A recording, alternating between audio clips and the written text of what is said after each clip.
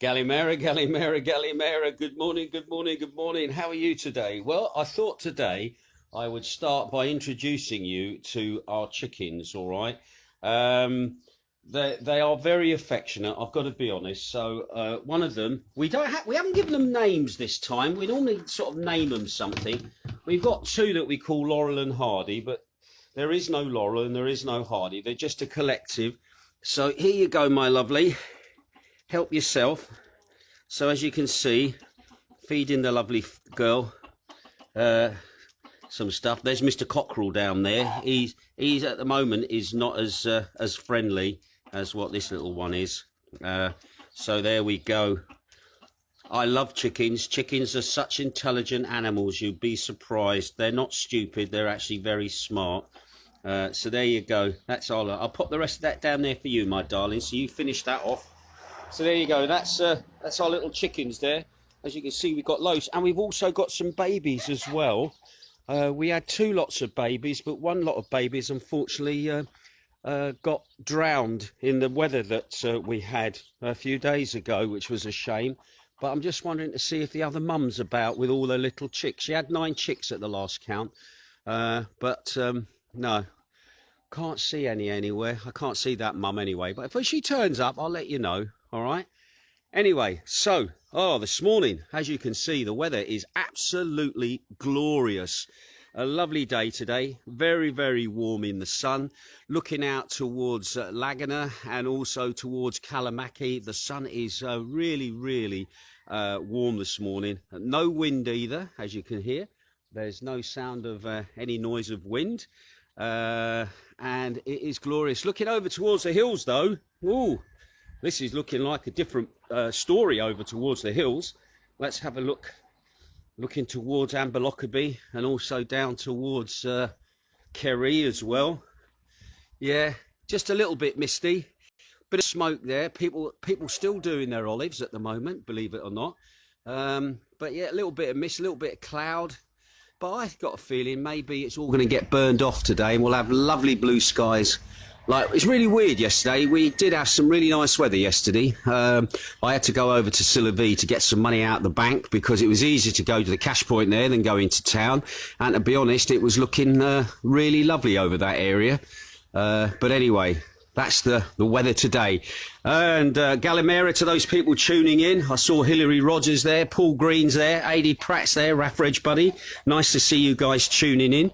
Steve Hinkling is tuning in from Stoke-on-Trent. He says Galimera. Galimera to you, Steve, as well. And Amanda Gregory is here. I'm going to quickly give you the weather forecast from Amanda. I'm going to give you to that early. And she says, morning, Ginge. The weather today, cloudy with sunshine. May get some light rain overnight. Enjoy. Thank you very much for that. That was cool. I didn't know anything about light rain overnight. But anyway, thanks for that. So let's switch the camera around. And here we are. Live on air with you today, coming from the balcony. Lot been going on. Let's crack on. Today, 5th of February, and today's a Friday. All right. We think it could be day 90 of the lockdown. I know Hilary Rogers will correct me if I'm wrong. I've got to say a quick hello to Karen and Jeff Stott in Huddersfield. Your daughter lives here, Sherry, good friend of Jane's. She got in touch last night and says, my mum and dad tune in to Ginge every morning on the balcony, and they're absolutely loving it. Oh, well, bless you. Hopefully we'll meet up sometime in the year when all this madness rescinds and people are allowed to travel. So anyway, big shout out to Karen and Jeff Stott in Huddersfield. They actually watch me on YouTube. Can I please ask you, go and like and subscribe on YouTube. I'm trying to get a few more numbers in there, trying to make that little channel grow a bit. So if you're not doing anything, when I finish this broadcast, go into YouTube, click on there. Just like and subscribe. Just remember the daily broadcasts are on there as a kind of an archive where I can troll back through to check stuff, cross-check stuff, and also find out, how the news has progressed over the time as well, because sometimes it's very interesting when you start looking back at news in the past. I do from time to time as a memory have my old news on Hermes appear, and I normally share that because, again, it's quite interesting just to see just how many people, how news maybe has not changed much over the years. and they're still treading the same ground, or things that have happened that you kind of go, oh yeah, I remember that, and it just rekindles a little memory. Anyway, I've got a message. I think it's day 91. Hillary Rogers says, thank you for that, Hillary. I'll quickly change that to 91 on my script here, because I do script everything. I'm writing all the time, believe it or not. I think it annoys Jane at times, and she's very patient, I've got to be honest. Right, COVID in the last 24 hours here in Greece. Listen up, some interesting numbers are going to come your way now. Right, at the moment, infection rate across Greece is down. Yesterday, I did say we had 1,151. Today's number is, at the moment, 1,070 new infections across Greece. So that's a positive, it's down. That means the total number since the pandemic started now stands at 160,935. Now, one of these cases was identified on entry into the country. That was down from yesterday, where there were 8 identified at the country. There were no new cases reported in Kefalonia, and no new cases reported in Corfu. Now, the national figures at the moment have said that there has been 11 new cases on Zakynthos. I have a feeling that they are still playing catch up with our figures nationally. However, yesterday, unfortunately, we had 6 new cases of coronavirus actually confirmed here on the island, and I'm just going to go through those. So again, it can be quite tricky trying to keep up with the amount of stats at the moment, just with our own island, to be quite honest. Anyway, yesterday, 2 Zakynthos hospital workers were diagnosed positive with coronavirus. One was a nursing staff member, and the other was a member of the hospital cleaning staff. Now, both women, they had mild symptoms, they tested positive, and they've now been sent home, and they are in home quarantine. Now, later in the day, this happened at midday, by the way, later in the day, 2 more cases of coronavirus were diagnosed yesterday afternoon. Molecular testing was done on a 52-year-old and a 35-year-old woman.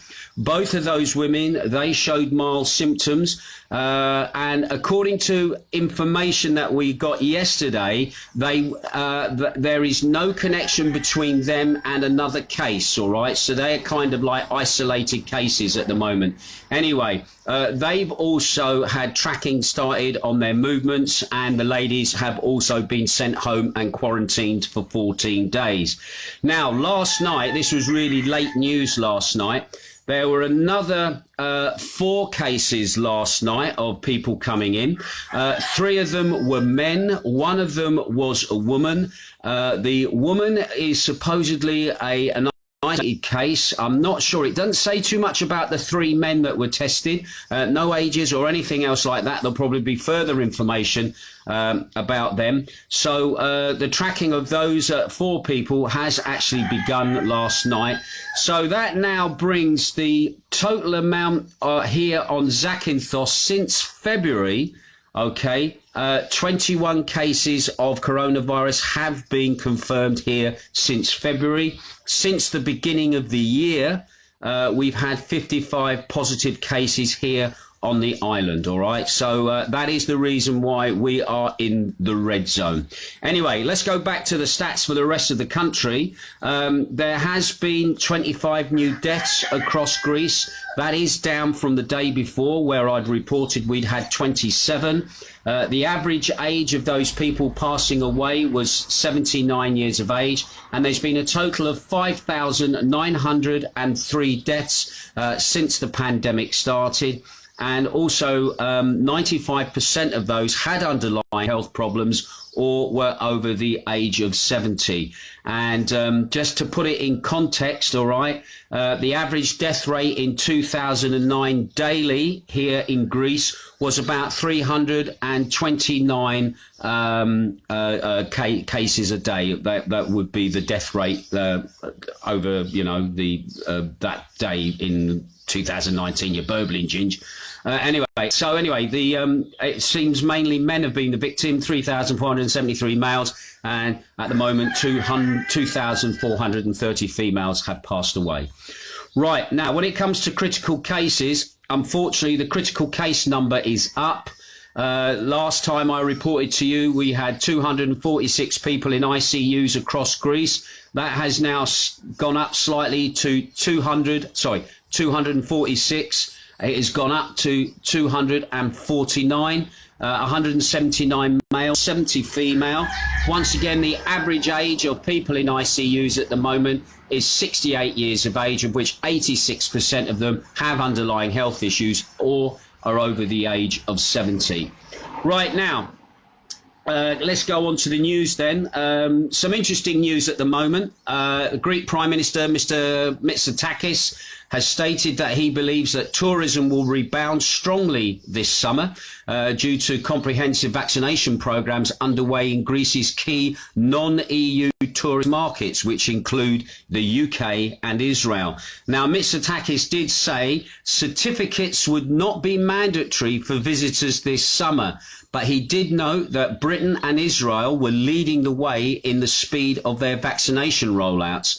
Essentially, he says, we are dependent on the pace of vaccination in our main markets. So that looks like good news. If he holds to his word, and you know what politicians' words are like, he's saying that you won't need a vaccination certificate to be able to come here on holiday, which is good for those people that don't want to get vaccinated at the moment, are a little unsure about vaccination. However, it doesn't mean that the holiday companies won't want a vaccination certificate before they'll let you get on the aeroplane or book the holiday. So he might not be saying you need one. However, we'll wait and see what the holiday companies have to say about that. And again, we'll definitely be keeping an eye on that story as we start to get closer to the summer. Anyway, the Greek government is expected today to announce whether emergency measures will be imposed on the regions which are experiencing major surges in cases. These include at the moment Attica, Thessaloniki, Larnaca, Arcadia, Eva and Crete. However, no mention of Zakynthos in that statement, even though we are in the red zone at the moment. And we have had 21 new cases of COVID confirmed since last February. Anyway, he's going to make an announcement tonight as to what the plans are and what further lockdown measures could actually be imposed on us if he decides to take stringent action because of the COVID rate in other red zones around the location. Anyway, yesterday, large protests erupted across Greece. No word as to whether there was any similar protest here on Zakynthos. I've not seen anything in the press this morning here. As activists demonstrated against the government's latest education bill and calls for the police on university campuses. Now, additionally, the protesters demanded that all levels of schools reopen with all necessary safety measures. Currently, at the moment, primary and middle schools are open, but only in areas that are not in the red zone. And now in the red zone areas, lyceums are still distance learning and high schools are still closed at the moment. Anyway, the move is incredibly controversial with what the government wants to do. Basically, they have been planning to put police back onto university campuses, and the police have been banned there since the 1980s. Police were barred from the campuses in Greece in response to a polytechnic uprising years earlier in 1973, when students protesting the country's right-wing military dictatorship, that was called the junta at the time, brutally murdered students. And with armed forces, tanks even being on the streets of Athens. And that is the reason why they don't want to see the police back into the universities. It's the principle of it, I think, is the reason behind it. It also smacks of authoritarianism. And also, as well, it's power that's being taken away, which will probably never be allowed to be released again. And that's one thing about this pandemic. Lots of little things, little rights that we had have been given up supposedly for our safety. And it'll be very difficult to get those things reversed. And basically, we shall wait and see how that plays out. Now, interestingly, yesterday, this does affect Zakynthos, and some people may have forgotten about this. This is the thing about time, what's gone on. We're looking over there while things are going on over here. And basically a joint letter yesterday from the World Wildlife Funds of Greece and Spain have appealed to the Greek Prime Minister Mitsotakis to cancel all plans for hydrocarbon extraction in Greece. Now, the letter signed by the directors of World Wildlife Fund, Helis Dimitri Kravras, and the World Wildlife Fund of Juan Carlos de Olmo, he's the Spanish representative for the World Wildlife Fund, has been urging Greece to follow Spain's example by getting rid of what they described as outdated options that also carry a high economic risk. Now, Spain, believe it or not, is banning any new hydrocarbon exploration and extractions and launching proceedings to suspend existing contracts. Now, the directors note that most European companies are committed to achieving zero carbon balance by 2050. Anyway, and similar industry initiatives should also be expected soon. Now, the interesting thing about this is that this does affect Zakynthos. What we should remember is that back in 2019, a newly elected PASOK government, which is now run by Mitsotakis, announced its intention to fast-track licensing process for hydrocarbon prospecting in ecologically vulnerable areas. And that also includes the area of the Ionian Sea and also includes the area around the National Marine Park. Now, in the National Marine Park, we've got Mediterranean monk seals. In the Ionian, we've also got the striped dolphin. We've got the common dolphin. We even have sperm whales who occasionally come and pay a visit. And we've also got loggerhead sea turtles as well. And they are at a notable risk from hydrocarbon exploration. Now, most of these animals are very, very sensitive to the sound of what they call a seismic air gun that blasts the bed of the water, and it has been linked to killing marine life. Anyway, in January 2019, an unprecedented number of loggerhead turtles were washed up actually on the Israeli coast. Anyway, initial findings from leading scientists at the time indicated that seismic tests were responsible for their demise. Anyway, there has been here in Zakynthos and also, especially in Kefalonia, a no oil campaign.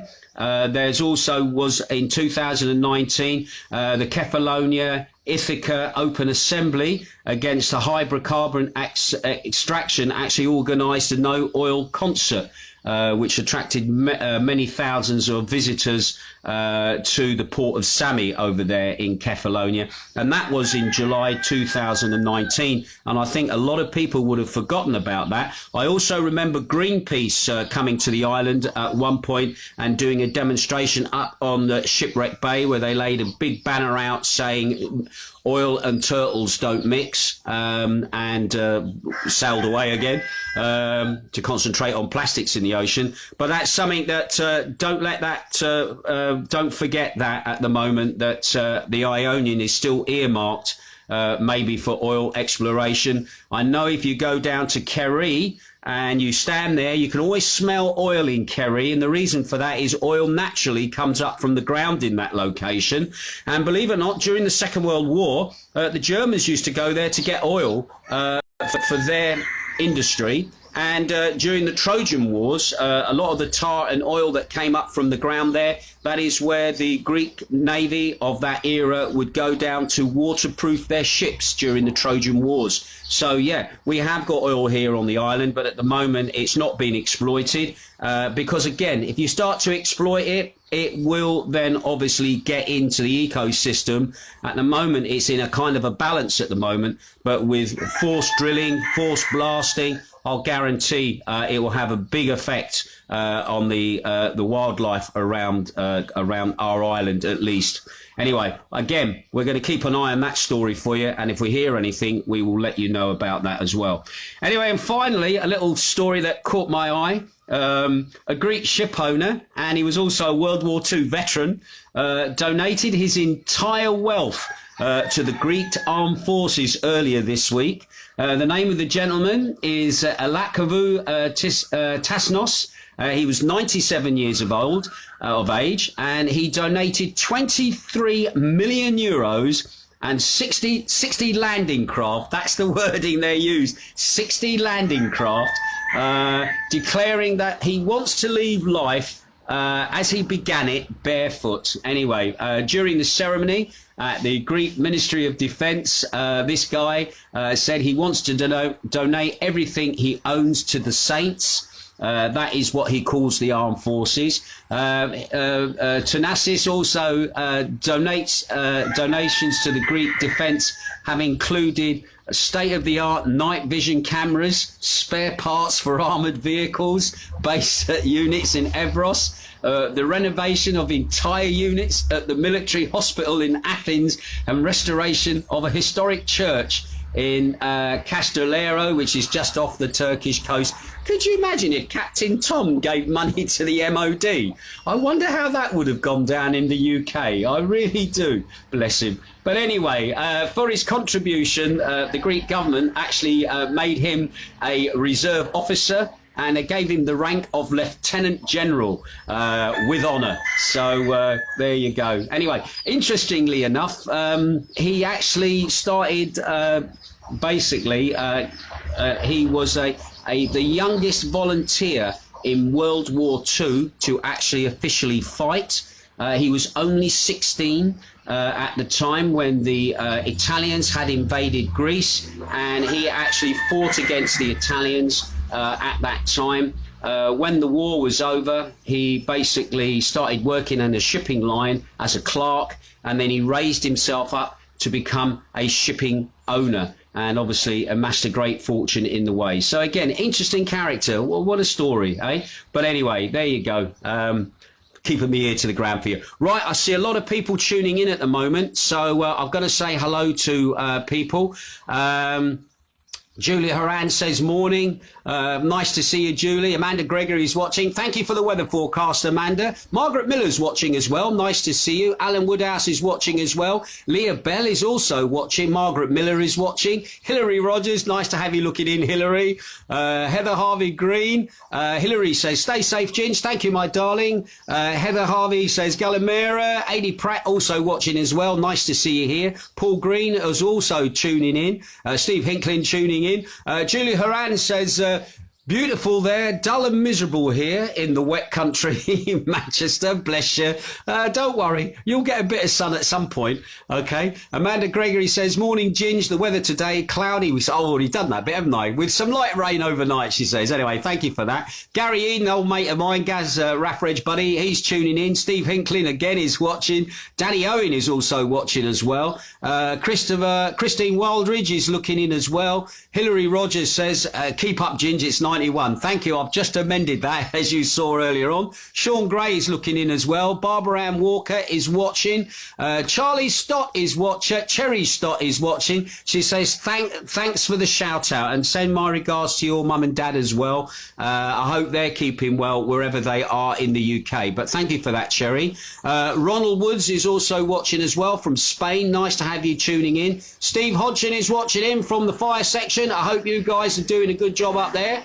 Jason C. Bennett from Wendover is also watching. I think he's still in Wendover. I'm not sure. He might have moved then.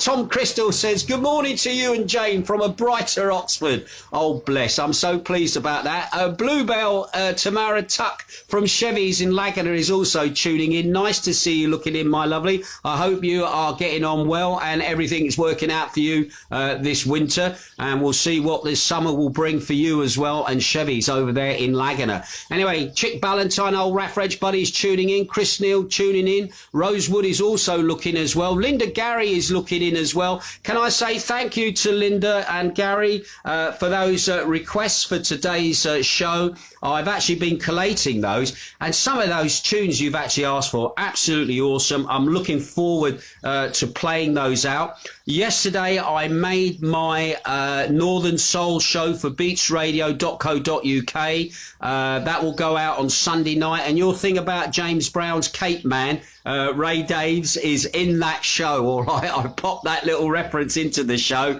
and I played one of... what's his name? James Brown's Northern Soul records, all right, as well. So that's in that show. So thank you for that. Also, as well, don't forget I'm on air twice today. I'm doing my Requests and Inspiration show live from here at 5 o'clock my time here, 3 o'clock your time. And then don't forget that I am then broadcasting straight after from Beats Radio in the UK, going out around the world. That is a recorded show. So as soon as I finish here, I'm on air over there, broadcasting dance anthems, okay, out on a Friday night. And again, I will be hanging around in the chat room, okay, while that show is going out, just to say hello to people. Any requests for any tunes for future shows of that genre of music with dance anthems, I'll take that. And I will also be hanging around in the chat room tomorrow night when the Sunday night when the Northern Soul show goes out as well. All right, but I'll tell you more about that closer to the time. Anyway, thank you for that, Linda and Gary. Louise Green is watching. Tim Crystal says, I'm live again Saturday 4 p.m. UK time doing a 68 special on Elvis. If anyone wants to watch me, you need to search the title above and ask to join for free. Okay, so ETA's live and kicking it is. Anyway, just look up Tim Crystal. You know Tim the King from Oxford. Go and support him as well, doing his 68 special, okay, over there in the United Kingdom. He obviously got the intro that I sorted for him because I didn't know whether you had or not. So I'm so pleased about that, fella. And again, tune in for that. I was wondering, I hadn't heard anything from you, whether you'd done it and I'd missed it. But anyway, I'll put the word out for you, all right? Jeannie McFlorrin is also tuning in. Graham Bint is tuning in as well from Australia. Just a quick one. Somebody whose name escapes me yesterday got in touch to say that in Australia at the moment they're having serious bushfires over there. Graham, just a quick one. I did send a link reference the helicopters from Greece that were sent to Australia. I'm not sure if they're still there at the moment, but we did send about 6 helicopters from Greece to Australia to help fight the fires during the summer season over there. And I just said to you, I can't remember the name of the guy. I said he said he'd seen some Sky Crane helicopters flying about, but he weren't sure if they were Greek ones or not. But just if you can somehow just confirm if our Greek helicopters are still in Australia fighting the fires over there. I'm just curious to know. Anyway, Dave Foley, Raffridge buddy, tuning in as well. Nice to see you, Dave. That's been a while. Stu Hall, Raffridge buddy, tuning in as well. Odysseus Nikos Simos is also tuning in. Nice to see you as well. Nice to have you checking in as well. Jude Aitko is tuning in. Lovely picture of you, Jude, the other day. I can't believe you are the age that you are. And you look so good as well. Anyway, Geraldine Blow is also watching as well. Nice to see you. Julian Angel is watching as well. Tim Crystal says, cheers, Phils. Yes, all good with that too, bro. Oh, thank you, man. Tony Dodgy Barrow is also watching as well. Right, that's it from me. Once again, just to remind you, broadcasting today live from Studio One here in Macardo. So come and join us. Inspiration and requests. Once again, if you have a request of a tune that you'd like played, pop it below in the area. Oh, just quickly, Linda and Gary, I know it was Linda's birthday the other day, but you never let on how old Linda was. Could you PM me her her actual year that she was born? I'd like to stick her in the golden vault, all right, and play the tune from the day that she was born. Be interesting to see what it might be, all right? Anyway, that's it from me. The highlight of the day for Jane and I today is it's Lidl shopping day. Yes, we're going to get up there and basically get ourselves our weekly shop. As again, we're against the clock now because basically you have to get your shopping done and be back in your house by 6 o'clock at night because of the curfew. And just another little question, if anybody can answer this who's on the island at the moment, are the takeaways still delivering after the curfew?